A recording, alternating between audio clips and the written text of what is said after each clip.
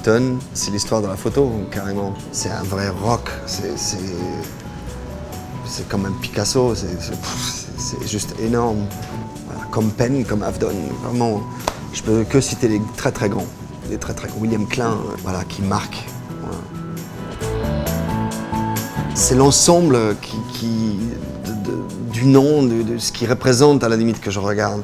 Quand moi je pense à Newton, ça me fait tout de suite penser à Charlotte Rampling, par exemple. J'avais l'impression que c'était plus des muses, même si on peut parler de portraits. Et les amener dans son monde, dans ses fantasmes, et que les gens ils étaient prêts à le faire. Parce qu'ils avaient compris qu'il avait beaucoup de talent et qu'ils allaient marquer le temps, peut-être. C'était voilà, une sorte d'abandon qu'on a très, très, très, très difficilement aujourd'hui.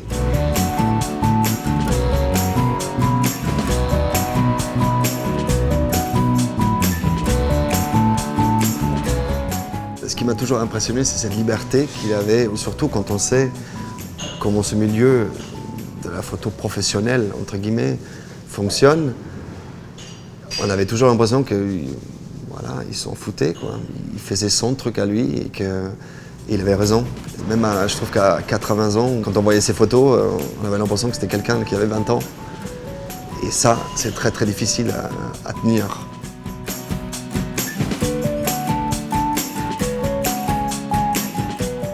Suivre ses fantasmes, ses idées, ses convictions et de le traduire sur pellicule, quoi.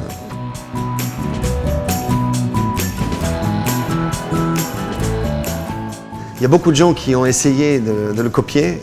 Alors, il n'y a personne qui a réussi à faire ce qu'il a fait. Peut-être on peut dire que l'image de la femme que j'ai montrée derrière Monsieur Louboutin correspond peut-être un peu à la façon comment il voit les femmes, je ne sais pas. On pourrait croire que c'est en pensant à Newton, mais de là à dire que non, non, jamais, j'oserais pas. Non, ça serait prétentieux.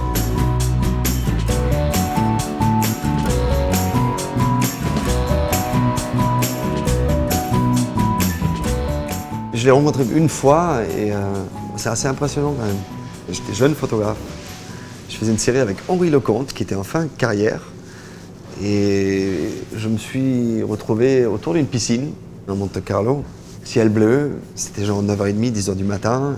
Personne n'était autour de la piscine, sauf une personne. Et c'était Helmut Newton qui se régalait, je voyais encore, voilà, il se régalait en voyant ça et on savait qu'on allait se faire mater par le grand maître. Ouais.